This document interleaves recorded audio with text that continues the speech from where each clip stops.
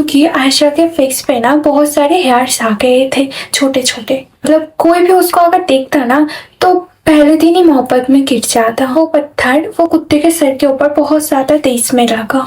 So hello everyone, this is Nilasha. Welcome back to my real story time, episode number 5। आज का story है बिल्कुल real, सो आप लोग जरूर से ठीक से सुनो, ओके। कई बार क्या होता है ना, घर में जब कोई अच्छा नॉन वेज खाना पकता है तो कई बार जो स्ट्रीट डॉग्स होते हैं ना, तो वो सारे घर के आसपास घूमने लगते हैं।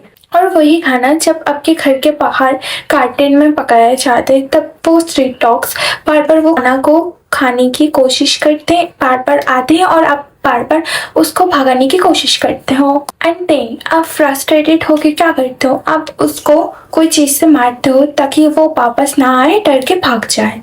सो कुछ ऐसा ही हुआ आज के हमारी ये कहानी में। एक घर में चल रहा था फंक्शन, जहाँ पे पक रही थी बिरयानी। तो आप लोग समझ ही सकते हो यार, सबको बिरयानी पसंद है तो डॉग्स को भी ऑब्वियसली पसंद तो होगा ही। तो वहां पर आया एक डॉग जो कि ना बार बार भागने से भी वापस नहीं जा रहा था, लेकिन उस डॉग को मारना भारी पड़ गया एक इंसान को। तो क्या हुआ अल्टीमेटली चले जानते हैं। सो बेसिकली ये स्टोरी 1990 की जमाने की है एंड कलकत्ता शहर की। सो बेसिकली ये स्टोरी तब स्टार्ट होती है जिस दिन आयशा की बर्थडे थी। आयशा एंड समीर भाई बहन थे, तो आयशा समीर की छोटी बहन थी। एंड ये स्टोरी जिस दिन स्टार्ट होती है उस दिन आयशा की बर्थडे थी। तो बर्थडे में ऑफिस बात है, घर में दावत रखा गया था। दावत में बिरयानी पकड़ी थी एंड उसके पापा के बहुत सारे मेहमानों को बुलाया गया था। अब ये जो आयशा थी ना, ये बहुत बहुत बहुत खूबसूरत थी। इतनी खूबसूरत थी कि तब के जमाने में मतलब कोई भी उसको अगर देखता ना तो पहले दिन ही मोहब्बत में गिर जाता। तो उस दिन आयशा खुद की बर्थडे में खुद ही बिरयानी पका रही थी। तो जैसे कि ये 1990s की बात है, तो तब ऐसे लाइक घर के बाहर पकाया जा रहा था बिरयानी, क्योंकि बहुत सारे लोगों का इंतजाम किया गया था।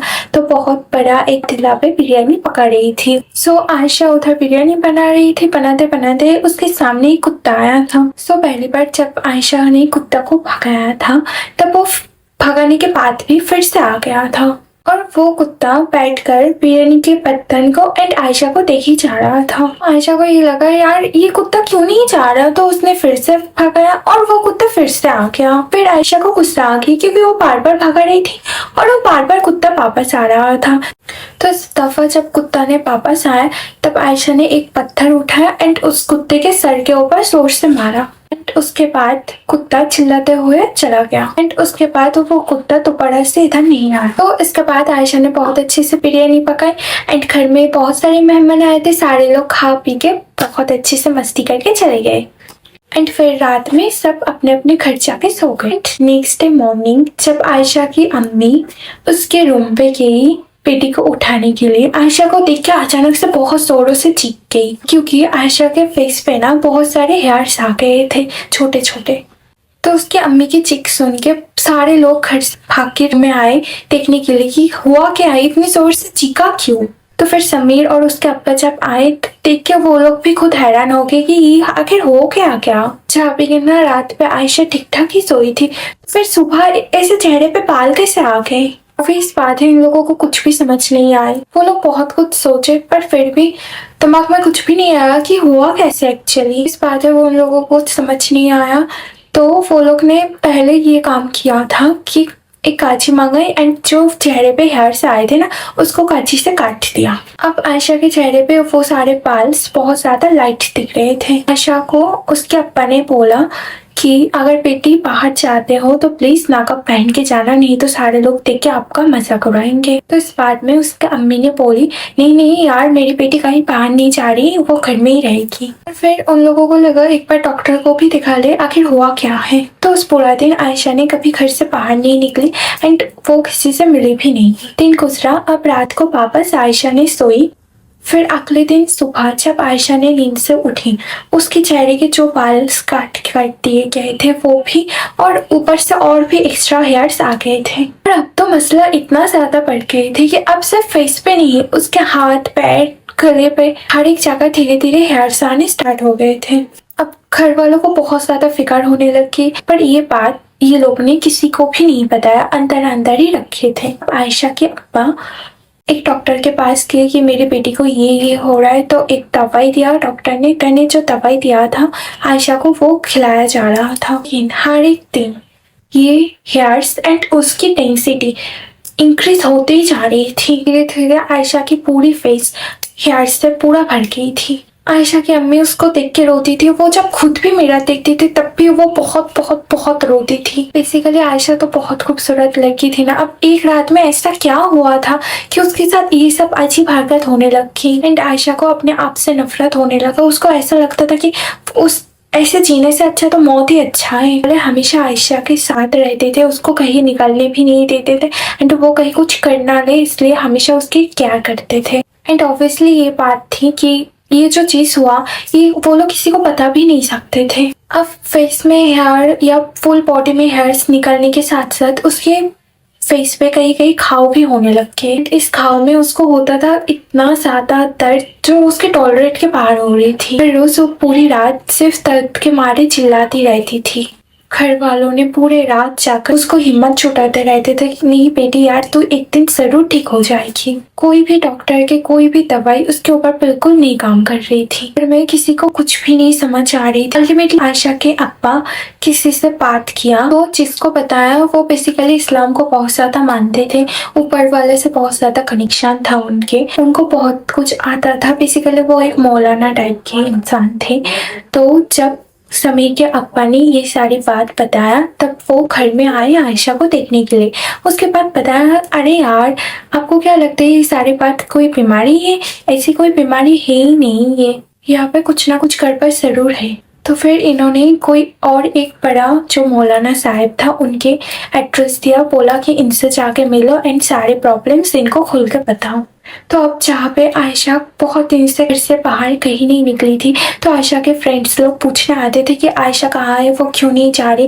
तो उसके घर वाले लोग हमेशा यही जवाब देते थे कि वो बीमार है, कुछ दिन बाद मिलेगी। तो उसके फ्रेंड्स लोगों को बहुत ज़्यादा ऑड लगता था।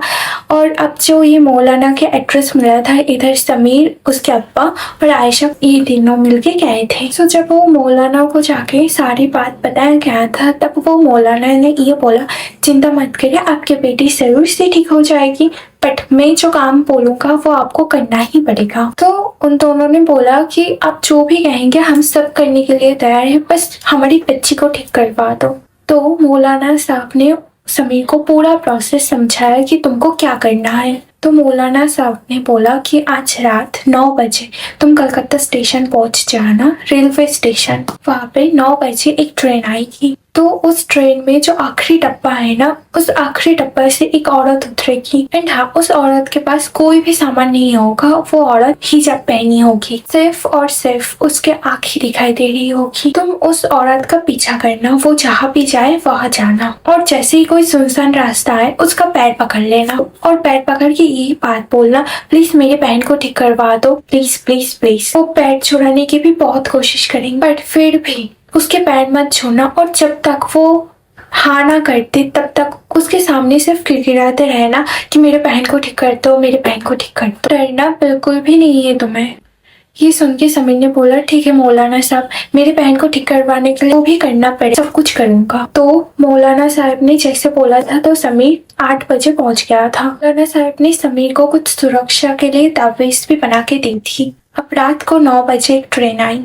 ट्रेन से बहुत सारे लोग उतरे बट वो खड़ा था लास्ट वाले पक्की के सामने। एंड जैसे कि मौलाना साहब ने बताया था बिल्कुल वैसा ही सेम एज इट इज हिजाब में, ब्लैक हिजाब में एक औरत थी जिसकी सिर्फ दोनों आंखें दिख रही थी, उसके पास कोई भी सामान नहीं थी। वो उतरी एंड पूरे हिस्से से सिर्फ उसकी दोनों आंखें दिख रही थी एंड उसकी दोनों आंखें इतनी ज्यादा खूबसूरत थी कि कोई भी वो दोनों आंखों में डूब जाए। एंड वो औरत चलने लगी एंड उसने थोड़ा सा सेफ दूरी बना के उसके पीछे पीछे समीर भी चलने लगा। इससे देर चलने के बाद वो औरत को फील हुआ कि कोई उसका पीछा कर रहा है। तो अब औरत ने पीछे घूम के देखा तो देखा कि समीर उसका पीछा कर रहा है। वो औरत समझ गई। अब वो और भी तेज चलने लगी। जैसे कि ना वो औरत तेज तेज चलने लगी वैसे वैसे समीर भी तेज तेज चलने लगा। वो समीर से भागे जा रही थी एंड समीर भी उसके साथ साथ उसके पीछे भाग रहा था। वो औरत ने रोड चेंज करने की कोशिश की, कोई एक सुनसान जगह से जाने की कोशिश की। तभी अचानक से समीर बहुत जोर से भागा एंड वो औरत के पैर पकड़ लिया। तभी समीर पैर पकड़ के बोलने लगा कि आप कौन हो मुझे नहीं पता पर आप प्लीज मेरे बहन को ठीक करवा दो, मेरी बहन बहुत ज्यादा दुख तकलीफ में, मुझसे उसकी ऐसी हालत नहीं देखी जा रही। वो औरत कहती है कौन है तुम्हारी बहन, मैं तुम्हारी कोई भी बहन को नहीं जानती। अब समीर ने बोला कि मुझे नहीं पता आप कौन हो, बट आप जब तक मेरी बहन को ठीक नहीं करते तब तक आपके पैर नहीं छोड़ूंगा। वो औरत ने समीर से उसके पैर छुड़ाने की बहुत कोशिश की, पर समीर भी बहुत ज्यादा टाइट करके पकड़ा हुआ था तो नहीं छुड़ा पाई। अब अल्टीमेटली हार कर वो औरत कहती है कि अच्छा ठीक है, तुम खड़े हो जाओ, मैं तुम्हारे बहन को ठीक करवा दूंगी। अब वो औरत ने समीर से बोला कि तुम मेरे साथ मेरे पीछे चले आओ। अब वो औरत जिस जिस डायरेक्शन में चलने लगी, समीर भी उसके पीछे वैसे ही चलने लगा। एंड वो वहां से पता नहीं कौन से एक जंगल के रोड पे चली गई जिधर से समीर कभी नहीं गया था। जहाँ पे जंगल के अंदर से जा रहा था तो समीर को डर भी लग रहा था कि पता नहीं ये औरत कहाँ रास्ते लेके जा रहा है। फिर जंगल के रास्ता एंड होकर अचानक से सामने एक तालाब आता है। उस बड़े से तालाब के अंदर से एक सीढ़ियाँ उतर रही थी। वो औरत पीछे समीर की तरफ मुड़ के देखती है एंड कहती है कि चले आओ मेरे साथ। वो औरत तालाब की सीढ़ियों से नीचे उतरते उतरते तालाब के अंदर चली गई। अब समीर के दिमाग में सिर्फ एक ही बात चल रहा था, किसी भी कीमत में उसकी बहन को ठीक करवानी है। तो वो भी बिना कुछ सोचे समझे तालाब के अंदर चली गई, वही सीढ़ियों से। वो जब सीढ़ियों से नीचे उतरा था तब वो तालाब में नहीं गया था, एक अलग ही दुनिया में चला गया। अब वहाँ पे ना बहुत सारे लोग थे, जैसे कि ना लोग हमारे भी दुनिया पे रहते हैं ना, वैसे ही। वो लोग समीर को देख के एक दूसरे के साथ अलग अलग बातें करने लग गए। अब समीर बिना कुछ भी सोचे समझे चुपचाप वो औरत के पीछे पीछे जा रहा था। भी थोड़ा आगे जाने के बाद वो औरत रुक गई एंड उसने समीर की तरफ इशारा किया। तो उसने बोला इसको देख रहे हो?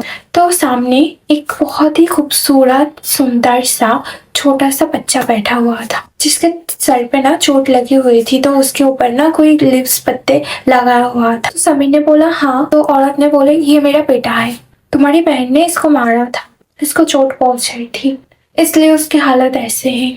तो अब समीर को कुछ तो समझ ही नहीं आया। उसने बोला मेरी बहन इसको भला कैसे चोट पहुंचाएगी? तो वो औरत ने बताया जिस दिन तुम्हारे घर में बिरयानी बन रही थी उस दिन मेरा बेटा तुम लोगों की दुनिया में घूमने के लिए गया था एंड उसको बिरयानी की खुशबू सुनकर अच्छा लगा था, इसलिए वो कुत्ते के रूप में तुम लोगों के घर के सामने गया था जिधर बिरयानी पक रही थी, और तब तुम्हारी बहन ने उसको खींच के पत्थर मारा। तो इधर समीर ने बोला अगर मेरी बहन को पता होता कि ये आपका बेटा है और वो कुत्ते के रूप में आया तो आपके बेटे को वो नहीं मारती। तो अब मेरी बहन को क्या पता कुत्ता नहीं है, वो आपका बेटा है। अब ये औरत समीर के साथ बहस किए जा रहा था। अल्टीमेटली समीर ने छोड़कर बोला कि प्लीज यार आप मेरी बहन के साथ ऐसा मत करो, उसको पता नहीं था ना कि वो आपका बेटा है, इसलिए अनजाने में ऐसा काम कर दिया, प्लीज उसको इतना दर्द ही तो ये सब कुछ ठीक कर दो प्लीज। तो फिर इसी बात के आंसर में वो औरत ने बोली कि शुक्र मनाओ हम अच्छी जीन है। तो अब समीर को अचानक से ऐसे झटका लगा और वो चारों तरफ घूम के देखा ये सारे तो इंसान है, जिन कहाँ है?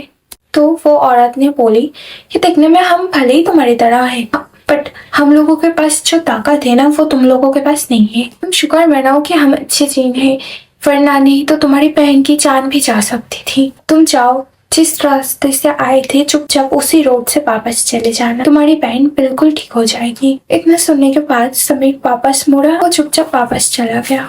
उसको चलते चलते इतना तो समझ नहीं आ रहा था कि वो कैसे घर वापस जाए, क्योंकि वो तो औरत के पीछे पीछे आ रहा था। उसको लगा ठीक है चलता हूँ, यहाँ रुकने से तो अच्छा है, कहीं ना कहीं तो पहुंचूंगा। तो जब वो तालाब की रोड से बाहर निकला वो सीधा अपनी घर के पास वाले गली में आ गया। उसने आसपास देखा, अरे ये गली तो मैं जानता हूँ, ये तो मेरे घर के पास वाली गली है। फिर वो घर चला गया। अब उसके घर में जाते ही उसके अम्मी अब्बू ने बोला अरे तू आ गया, क्या हुआ तेरे साथ, बोलना। समीर ने बोला कि बाद में बताता हूँ, पहले मुझे बहन को देखने जाने तो। फिर उसके बहन के रूम में गया तो फिर देखा उसकी बहन पूरी तरीके से ठीक हो गई थी। उसके फेस पर जितने भी हेयर्स थे, फिर घाव थे, सारे चीज मिट गए थे, जैसे वो बिल्कुल पहले थी वैसी ही बन चुकी थी। आशा को देख के समीर ने राहत की सांस ली। फिर अल्टीमेटली उसने अपने अम्मी अब्बू को पता है कि जैसे कि ना मौलाना साहब ने जैसे बोला था वैसे वैसे वो उस औरत के पीछे गया। वो औरत के पीछे जाने के बाद उसके साथ क्या क्या हुआ, और वो जो कुत्ता आया था उस दिन बिरयानी पकाने के वक्त, वो एक्चुअली एक कुत्ता नहीं था, वो था एक चीन का बेटा जो कि ना बिरयानी की खुशबू सुनकर वहाँ पर आया और आयशा ने उसके ऊपर पत्थर फेंक के मारा था, इसलिए वो चीन की हालत करती थी आयशा की। आज की ये इंसिडेंट था चीन के बारे में, जो कि ना बिल्कुल सच की, ये 1990 के ज़माने की स्टोरी है एंड ये एब्सोल्युटली सच स्टोरी है। आप लोगों को ऐसा लग सकता है कि ऐसा कभी हो भी सकता है, बट हाँ ये रियल स्टोरी है। आज का स्टोरी आप लोगों को कैसा लगा प्लीज़ कमेंट सेक्शन में बताना, और ऐसे चीन के बारे में और भी अगर नए नए स्टोरी सुनना चाहते तो let me know in the comment section. आज का स्टोरी इतना था ही, और प्लीज़ ये स्टोरी को बहुत सारा प्यार दिखाओ यार। एक वीडियो शूट करने में कितना ज़्यादा मुश्किल होती है वो आप लोगों को पता तो होगा ही ना। प्लीज़ बहुत ज़्यादा लाइक शेयर कमेंट जरूर दिखाना, और मेरे यूट्यूब चैनल को भी सब्सक्राइब कर लेना, ओके। और मिलते हैं नेक्स्ट एपिसोड में, बाय बाय।